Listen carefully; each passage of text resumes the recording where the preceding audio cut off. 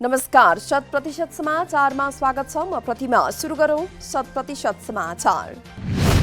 भारतीय विदेश सचिव हर्षवर्धन श्रृंगला 2 दिने औपचारिक भ्रमणका लागि काठमाडौँमा। विदेश सचिव श्रृंगला बिहीबार बिहान चार्टर विमान मार्फत त्रिभुवन अन्तर्राष्ट्रिय विमानस्थलमा गर्नुभएको थियो अवतरण। श्रृंगला परराष्ट्र सचिव भरतराज पौड्यालको निमन्त्रणामा आउनु भएको हो नेपाल। विदेश सचिव बनेपछि उहाँको यो पहिलो नेपाल भ्रमण। श्रृंगलाले प्रधानमन्त्री केपी शर्मा ओली सहित नेपालका उच्चपदस्थ व्यक्तिहरूसँग गर्नुभयो भेट। श्रृंगलाले गर्नुभयो परराष्ट्र मन्त्री प्रदीप गेवाली र परराष्ट्र सचिव भरतराज पौडेल सहित परराष्ट्रका प्रतिनिधिसँग छुट्टा छुट्टै भेटवार्ता। भेटवार्तामा नेपाल भारत सम्बन्ध, कोरोना भाइरस संक्रमण नियन्त्रण, आर्थिक सहयोग र पूर्वाधार विकास लगायतका पक्षमा छलफल भएको परराष्ट्र मन्त्रालयद्वारा जानकारी। नेपालले कालापानी, लिपुलेक र लिम्पिया धुरा सहितको नयाँ नक्सा जारी गरेपछि चिसिएको थियो दुई मुलुक बीचको सम्बन्ध। नेपालको नयाँ नक्साप्रति भारतले असन्तुष्टि जनाइरहेकै बेला विदेश सचिव श्रृंगला आउनुभयो नेपाल भ्रमणमा। दुई मुलुक बीच उत्पन्न समस्या समाधान गर्ने विषयमा छलफल भएको भारतीय विदेश सचिव श्रृंगलाको प्रतिक्रिया। 2 दिने नेपाल भ्रमण सकेर भारतीय विदेश सचिव श्रृंगला शुक्रबार नै फर्कनुहुने कार्यक्रम। सरकारले पुँजीवाद र नवउदारवादी पुँजीवादलाई प्रश्रय दिएको भन्ने आरोप भ्रमपूर्ण भएको प्रधानमन्त्री केपी शर्मा ओलीको दावी। सरकार राष्ट्रिय पुँजी, राष्ट्रिय उद्योग र राष्ट्रिय पुँजीपतिहरूलाई सबल बनाउने पक्षमा रहेको प्रधानमन्त्री ओलीको भनाई। देशमा पुँजी निर्माण गरी बाह्य देशमा लगानी नगर्न समेत प्रधानमन्त्री ओलीको उद्योगीहरूलाई आग्रह।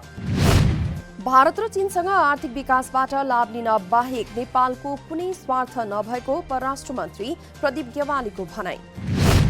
विश्व महाशक्तिका रूपमा विकास हुँदै आएका दुई छिमेकी बीच असल सम्बन्ध विकास गर्दै आर्थिक विकासबाट लाभ लिन बाहेक नेपालको अरू कुनै स्वार्थ नहुने गेवालीको भनाई। संसदीय सुनवाई समितिको बैठकमा उठेका प्रश्नको जवाफ दिँदै नेपालको परराष्ट्र नीति सधैँ सन्तुलित नै हुने मन्त्री गेवालीको भनाई। समानुपातिक समावेशितालाई व्यवहारमा कार्यान्वयन गर्न छुट्टै ऐन बनाउन सरकारले संसदीय समितिको निर्देशन। बिहीबारको बैठकमा समानुपातिक समावेशितालाई व्यवहारत कार्यान्वयनका लागि छुट्टै ऐन ल्याउन समितिको निर्देशन। सर्वस्वीकार्य हुने गरी संविधानको प्रस्तावना र मौलिक अधिकारको धारा 42 मा उल्लेख भए अनुसार ऐन बनाउन समितिको निर्देशन। संवैधानिक निकायमा रिक्त रहेका पदमा तत्काल नियुक्ति गर्न समितिको निर्देशन। प्रधानमन्त्री केपी शर्मा ओलीको विकल्प अरू कोही हुनै नसक्ने शहरी विकास राज्यमन्त्री रामवीर मानन्धरको भनाई। फोकस नेपालले आयोजना गरेको कोरोना नियन्त्रणमा सरकार र नागरिक समाजको भूमिका विषयक अन्तर्क्रियामा ओलीकै नेतृत्वमा जनताको समृद्धिको सपना पूरा हुने मन्त्रीको दावी। संवैधानिक आयोगका पदाधिकारी नियुक्तिमा भएको ढिलाइमा सरकार मात्रै दोषी नभएको परराष्ट्र मन्त्री प्रदीप गेवालीको दावी। संघीय संसदको संसदीय सुनवाई विशेष समितिको बिहीबारको बैठकमा सरकारलाई अप्ठ्यारो पारौं भन्ने दृष्टिले हेर्न नहुने मन्त्री गेवालीको भनाई। बैठकमा प्रधानमन्त्री केपी शर्मा ओलीको प्रतिनिधिको रूपमा उपस्थित हुनुभएको थियो मन्त्री गेवाली। पदाधिकारी नियुक्तिको सिफारिस गर्ने संवैधानिक परिषदको बैठक पटक पटक कोरम पुग्न नसकेका कारण बस्न नसकेको मन्त्री गेवालीद्वारा उल्लेख। एकीकृत समावेशी ऐन बनाउने सवालमा सरकार सकारात्मक रहेको मन्त्री गेवालीको भनाई।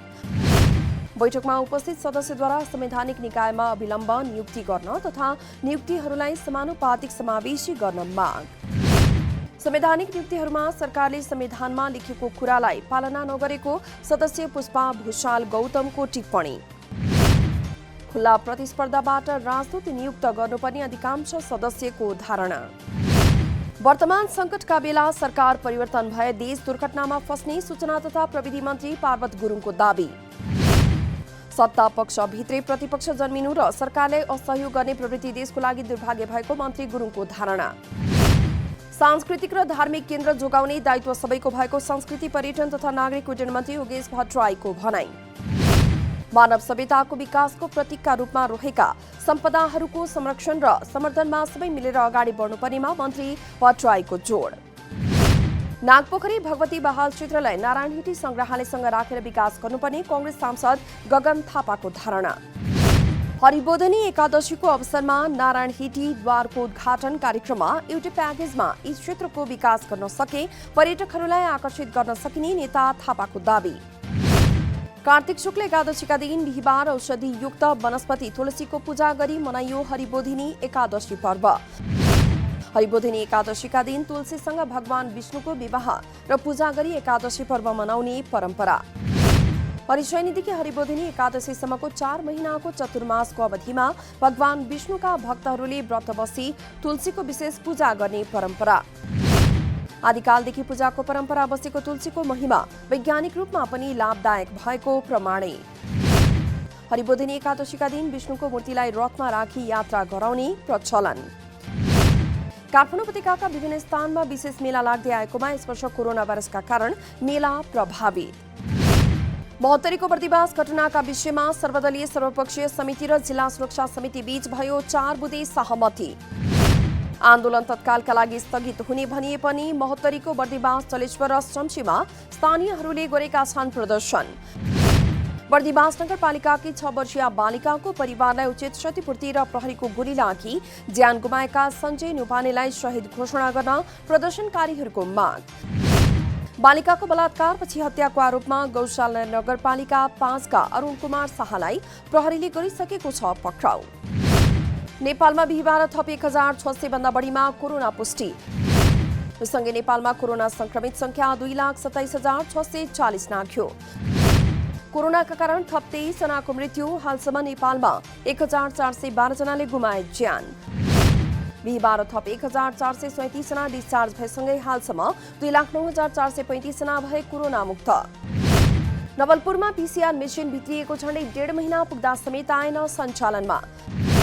चिसो मौसम सुरु भएसँगै कोरोनासँग मिल्दाजुल्दा लक्षणका बिरामी बढ्दा पनि पीसीआर मेसिन थन्काइएको छ स्टोरमा।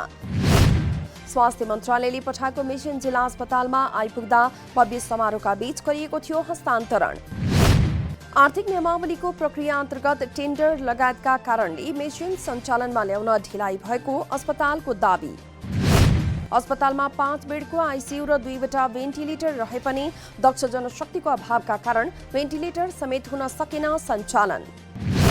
आइसियु कक्षबाट समेत आंशिक रूपमा सेवा प्रदान गरे पनि गम्भीर अवस्थाका बिरामीलाई अन्यत्र रेफर गर्नुपर्ने बाध्यता। नेपालीहरूको महान चाड दशैं तिहार लगतै मनाइने देवीदेवताका जातले यति बेला सुदूरपश्चिम प्रदेशका पहाड क्षेत्रमा छायो रौनक। कोरोना कहरकै बीच सुदूरपश्चिम प्रदेशका मठ मन्दिरहरूमा भइरहेको छ जात पर्व। विभिन्न देवी देवताको पूजा आजासँगै धामीको नाच, स्थानीय मौलिक बाजा गाजा, चौलो देउडा हुने गरेकाले जातमा आफन्तलाई भेट्न देश परदेशबाट घर फर्कने क्रम बढ्यो। बैतडी जिल्लाको प्रसिद्ध सिगास मेलामा देवताको पूजा गरे पुण्य प्राप्त हुने जनविश्वासका कारण भक्तजनहरूको बढ्यो भिड। दुर्गम सिगास गाउँपालिकामा पर्यटकहरूको संख्या बढाउने सिगास मन्दिर तथा अन्य मेलाहरू भएकाले प्रचार प्रसार हुनुपर्ने स्थानीयको माग। बाराको निजगढ नगरपालिकाले रद्द गर्यो चालु आर्थिक वर्षका लागि आह्वान गरेको ढुङ्गा गिटी र बालुवा उत्खनन तथा निकासी ठेक्का। नगर कार्यपालिकाको बैठकले ठेक्का सदर वा बदर गर्ने बारेमा निर्णय गर्न नसकेपछि नगर प्रमुखको एकल निर्णयले ठेक्का बदर।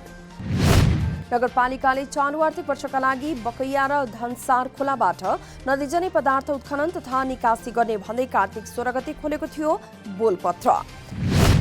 नगर कार्यपालिकामा 3 पटकसम्म बसेको बैठकले ठेक्का सदर वा बदर गर्ने बारेमा कुनै निर्णय गर्न नसकेपछि बढेको थियो अन्यल। प्रक्रियामा गएको ठेक्का बदर गरेर नयाँ ठेक्का लगाउँदा कानुनी अडचन आउन सक्ने नगर उपप्रमुख लीलादेवी लामिछानेको दाबी। न्यूनतम 13,32,091 रुपैयाँमा साकार गर्ने गरी भएको टेन्डरमा 6 कम्पनीले भरेका थिए बोलपत्र। कोरोना महामारीबाट अर्थतन्त्रमा असर परे पनि अर्थतन्त्रका मुख्य सूचकहरू देखिए सकारात्मक। वैदेशिक व्यापार, विप्रेषण, आप्रवाह, शोधनान्तर स्थिति जस्ता प्रमुख सूचकहरूमा आएको छ सुधार। नेपाल राष्ट्र ब्याङ्कले सार्वजनिक गरेको त्रैमासिक प्रतिवेदन अनुसार गत असोजसम्ममा ब्याङ्क तथा वित्तीय संस्थाहरूबाट निजी क्षेत्रमा प्रवाहित कर्जा 4%ले बढ्यो। वस्तु आयात गरिने मुलुकका आधारमा भारत, चीन तथा अन्य मुलुकबाट भएको आयात क्रमशः 6.6%, 26.9% र 19%ले घट्यो। कैलाली भन्सार कार्यालय धनगढीले चालु आर्थिक वर्षको पहिलो चौमासिकमा लक्ष्यभन्दा बढी सङ्कलन गर्यो राजस्व। लक्ष्यभन्दा 10.95% बढी राजस्व सङ्कलन भएको कार्यालयको भनाई। कार्यालयले लिएको थियो पहिलो चौमासिकमा 2,49,45,45,81,000 रुपैयाँ राजस्व सङ्कलन गर्ने लक्ष्य। पेट्रोलियम पदार्थ, खाद्य वस्तु र मेसिनरी सामानबाट बढी राजस्व सङ्कलन भएको कार्यालयद्वारा जानकारी। चालु आर्थिक वर्षमा 7 अर्ब 87 करोड 2 लाख 37 हजार रुपैयाँ राजस्व सङ्कलन गर्ने कार्यालयको लक्ष्य। देशका 753 वटा स्थानीय तहमध्ये 748 तहमा पुग्यो वाणिज्य बैंकका शाखा। असोज महिनासम्म 5 वटा स्थानीय तह बाहेक सबै तहमा कबरकका बैंक अर्थात् वाणिज्य बैंकका शाखा पुगेको नेपाल राष्ट्र बैंकद्वारा जानकारी। प्रदेश 2 गण्डकी र लुम्बिनी प्रदेशका सबै स्थानीय तहमा वाणिज्य बैंकका शाखा पुगेको राष्ट्र बैंकद्वारा जानकारी। प्रदेश 1 को ताप्लेजुङ, बागमती प्रदेशको धादिङ, कर्णालीको जाजरकोट र सुदूरपश्चिमको केही गाउँपालिकामा वाणिज्य बैंकको शाखा नपुगेको राष्ट्र बैंकद्वारा जानकारी। नेपाल उद्योग वाणिज्य महासङ्घको 54औं साधारण सभा बिहीबारबाट सुरु। प्रधानमन्त्री केपी शर्मा ओलीले गर्नुभयो साधारण सभाको उद्घाटन। महासङ्घको 54औं साधारण सभाबाट अहिलेका वरिष्ठ उपाध्यक्ष शेखर गोल्छा बन्नुहुनेछ विधानत अध्यक्ष।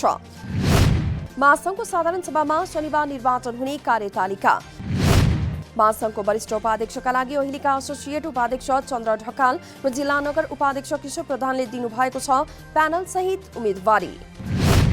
थाइल्याण्ड सरकारद्वारा राजपरिवारको आलोचना गर्न नपाइने विवादास्पद कानून पुनर्जीवित। थाइल्याण्डमा विगत केही महिनादेखि भइरहेको छ सरकार विरोधी प्रदर्शन।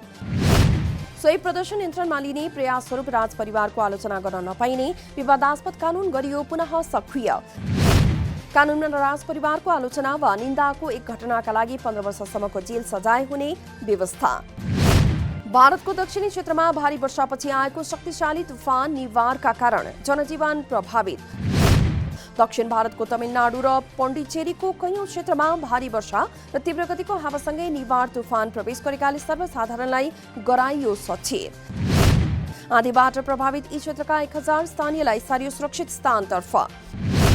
प्रति घण्टा 120 देखि 145 किलोमिटरको दरले तुफान आउन सक्ने भारतीय मौसम विभागको चेतावनी। सन् 2022 मा अस्ट्रेलियामा हुने आईसीसी T20 विश्वकपका लागि नेपालले सोझै ग्लोबल छनौट खेल्न पाउने। नयाँ छनौट प्रक्रिया अनुसार 2020 को जनवरी 1 तारिकसम्म वरियताका आधारमा जिम्बाब्वे, नेपाल, युए र हङकङले सोझै ग्लोबल छनौटमा स्थान बनाउन सफल। 2022 को विश्वकपमा आईसीसीले 16 टिमलाई सहभागी गराउने। 2020 मा हुने भनिएको यो विश्वकप कोरोनाका कारण सारिएको छ 2022 मा। बन्द प्रशिक्षण। कोभिड-19 का कारण 9 महिनापछि नेपाली राष्ट्रिय क्रिकेट टिमको बन्द प्रशिक्षण बिहीबारबाट सुरु।